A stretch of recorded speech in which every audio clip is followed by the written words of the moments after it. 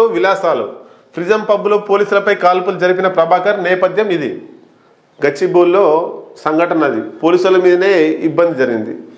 గచ్చిబౌలిలోని ఫ్రిజం పబ్బులో పోలీసుల మీద కాల్పులు జరిపిన నిందితుడు బత్తుల ప్రభాకర్ నేర చరిత్ర చూసి పోలీసులు విస్తుపోతున్నారు. 2022 మార్చిలో విశాఖ జైలు నుంచి పరారైన అతనిపై తెలంగాణ, ఆంధ్రప్రదేశ్, తమిళనాడు, కర్ణాటక, కేరళ రాష్ట్రాల్లో మొత్తం 80 చోరీ కేసులు ఉన్నట్టు గుర్తించారు. అంతర్రాష్ట్ర దొంగనే. ఇక ఏదో మన హైదరాబాద్లో దొంగతనం చేస్తున్నాను అనుకున్నారు, కానీ 5 రాష్ట్రాలు, తెలంగాణ, ఆంధ్రప్రదేశ్, తమిళనాడు, కర్ణాటక, కేరళ 5 రాష్ట్రాల్లో 80 కేసులు ఉన్నాయి అటుగా. అంత పెద్దోడే. ఇందులో కేవలం 11 చోరుల్లో కొట్టేసిన సొత్తు విలువే 2.5 కోట్లుగా ఉంది. ఈ డబ్బుతో ఖరీదైన కార్లు కొంటూ పబ్బుల్లో గడుపుతూ విలాసాలు చేస్తున్నాడు. శనివారం కాల్పుల ఘటన అనంతరం ప్రభాకర్ను అదుపులోకి తీసుకున్న గచ్చిబౌలి పోలీసులు ఆదివారం రిమాండ్కు తరలించారు. అతడి నుంచి 3 దేశవాళీ తుపాకులు, 451 తూటాలు స్వాధీనం చేసుకున్నారట.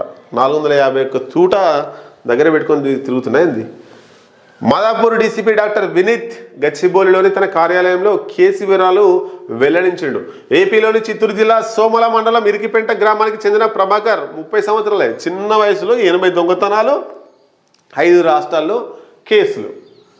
అతని చిన్నతనంలోనే పశ్చిమ గోదావరి జిల్లా పాలకోడేరు వలస వెళ్ళింది. కొద్ది కాలానికి తల్లిదండ్రులు మరణించడంతో 9వ తరగతి తర్వాత చదువు మానేశాడు. 2013లో 19 ఏళ్ల వయసులో తొలిసారి ఓ ఇంట్లో దొంగతనం చేసిండు. 19 ఏళ్ల వయసులో తొలిసారి దొంగతనం చేసి దొంగతనాన్ని రుచి చూసిండు. అప్పంచలి కంటిన్యూషన్గా 80 దొంగతనాలు చేసిండట. మళ్ళీ డబ్బులకు అయిపోగానే మళ్ళీ దొంగతనాలు చేసాడు. ఆ దొంగతనం చేసిన డబ్బుతోటి జల్సాలు చేశాడు. జల్సాలకు డబ్బు అయిపోగానే మళ్ళీ దొంగతనం చేయడం, ఇదే అన్నట్టు రొటేషన్. ఏపీ, కర్ణాటక, కేరళ రాష్ట్రాల్లో వరుసగా చోరీలు చేస్తున్న ప్రభాకర్ను 2020లో విశాఖ పోలీసులు అరెస్ట్ చేశారు.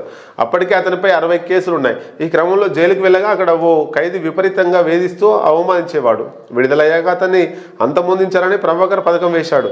2022 మార్చిలో జైలు నుంచి పరారై పోలీసులకు చిక్కకుండా తిరుగుతున్నాడు. జైలు నుంచెలే పోయిండు దొరకకుండా.